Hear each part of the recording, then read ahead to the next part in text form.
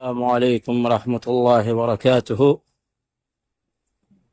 ہے میرے مسلمان بھائیوں، یہ مسجد نبوی کے بالکل قریب لگے ہوئے قبرستان ہے، جس کو بہت سارے لوگ جنت البقیع کا قبرستان کہتے ہیں، جبکہ یہ جنت البقیع نہیں ہے۔ حدیث شریف میں اس کا نام البقیع الغرقد آتا ہے۔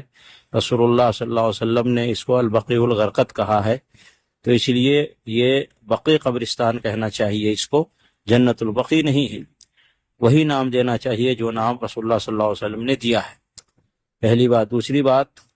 کہ دیکھیے، یہ قبرستان رسول اللہ صلی اللہ علیہ وسلم کے زمانے سے ہے،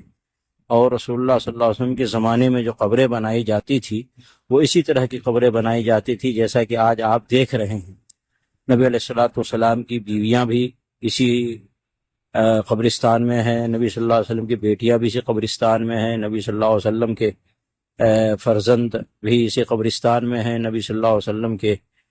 نواسے حسن رضی اللہ تعالیٰ عنہ بھی اسی قبرستان میں ہیں، نبی صلی اللہ علیہ وسلم کے داماد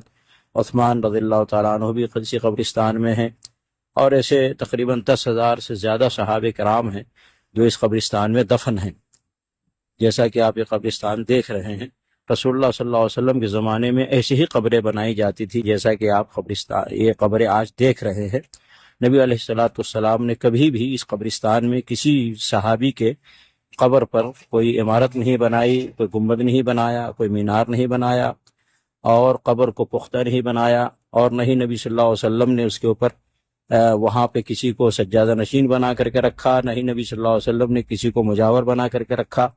اور نہ ہی نبی صلی اللہ علیہ وسلم نے چادر چڑھایا کسی قبر پہ، اور نہ ہی صحابہ کرام کو چادر چڑھانے کا حکم دیا،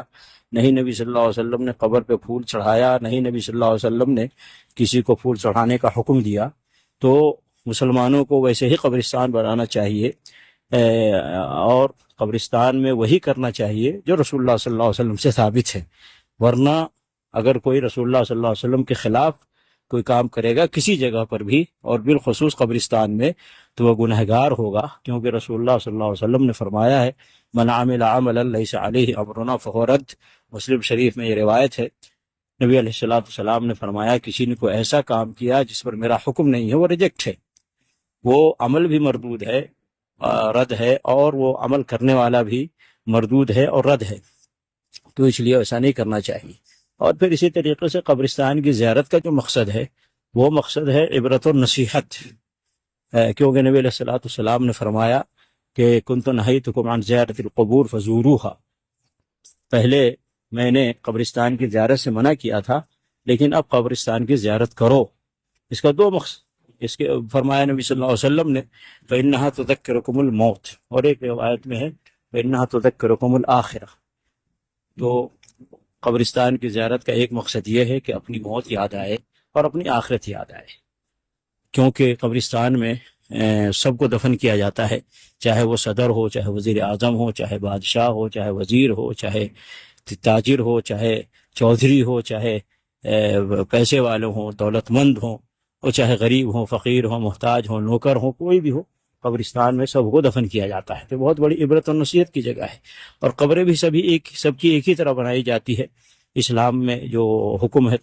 قبر بنانے کا، وہ سب کی ایک ہی طرح کی بنائی جاتی ہے، جیسا کہ اس قبرستان میں آپ دیکھ رہے ہیں۔ تو یہ بہت بڑی عبرت و نصیحت کی جگہ ہے۔ تو ایک مقصد ہے قبرستان کی زیارت کا، قبر کے اپنے لیے عبرت و نصیحت اور اپنی موت کو یاد کرنا، اور دوسرا مقصد ہے قبرستان کی زیارت کا، قبرستان میں آ کر جو بھی یہاں دفن ہے ان کے لیے دعائے مغفرت اور رحمت، جیسا کہ نبی علیہ الصلوۃ والسلام سے ثابت ہے کہ جب بھی اسی قبرستان میں آپ تشریف لاتے تو دعا کرتے السلام علیکم یا اہل القبور یغفر اللہ لنا ولکم انتم سلفنا ونحن بالاثر، اور کسی روایت میں آتا ہے یہ دعا ہے السلام علیکم یا اہل الدیار من المؤمنین والمسلمین فإنا ان شاء اللہ بکم لاحقون اسأل اللہ لنا ولکم العافیہ۔ تو قبرستان کا مقصد ہے ان کے لیے دعائے مغفرت اور رحمت کرنا، ان سے مانگنا نہیں، کسی بھی قبرستان میں جا کر ان سے نہیں مانگنا بلکہ ان کے لیے مانگنا۔ آج درگاہوں اور مزاروں میں یہ ہو رہا ہے، جو لوگ جاتے ہیں دربار پہ وہ ان سے مانگنے جاتے ہیں، اسی لیے لوگوں نے الگ الگ درباروں کے الگ الگ نام رکھے ہیں، الگ الگ درگاہوں کے الگ الگ نام رکھے ہیں، کسی کو کہا غریب نواز کا دربار ہے، کسی کو کہا بندہ نواز کا دربار ہے، کسی کو کہا داتا کا دربار ہے، کسی کو کہا کسی کو کہا غوث آدم کا دربار ہے، الگ الگ درباروں کے الگ الگ نام رکھے ہیں۔ مقصد کیا ہے کہ لوگ وہاں آئیں اور اس دربار میں جو دفن ہے ان سے مانگیں، اور یہ اسلام میں جائز نہیں ہے۔ اللہ نے نبی علیہ السلام سے فرمایا، سورہ جن میں یہ آیت ہے، اللہ نے نبی صلی اللہ علیہ وسلم کو حکم دیا، آپ کہہ دیجئے قل انما ادعو ربی ولا اشرک بہ احدا، آپ کہہ دیجئے اللہ کے نبی صلی اللہ علیہ وسلم لوگوں سے کہ بے شک میں اپنے رب کو پکارتا ہوں اور اس کے ساتھ کسی کو شریک نہیں کرتا۔ تو پکارنا ہے، کوئی خیر مانگنا ہے دنیا اور آخرت کی تو اللہ ہی سے، اور کوئی شر اور تکلیف اور پریشانی دور کروانا ہے تو وہ بھی اللہ رب العالمین ہی سے التجا اور فریاد کرنی ہے، قبر والوں سے نہیں۔ قبر والوں کے لیے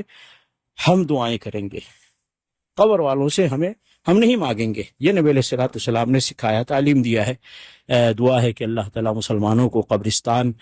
میں آ کر جو قبرستان میں کرنے کا کام ہے وہ کام کرنے کی اللہ تعالیٰ توفیق عطا فرمائے، اور نبی علیہ السلام کے سنت کے خلاف کہیں بھی ہو، بالخصوص قبرستان میں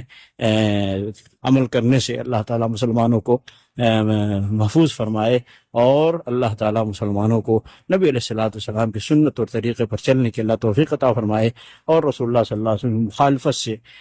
بچنے کی اللہ تعالیٰ مسلمانوں کو توفیق عطا فرمائے۔ آمین۔ السلام علیکم ورحمۃ اللہ وبرکاتہ۔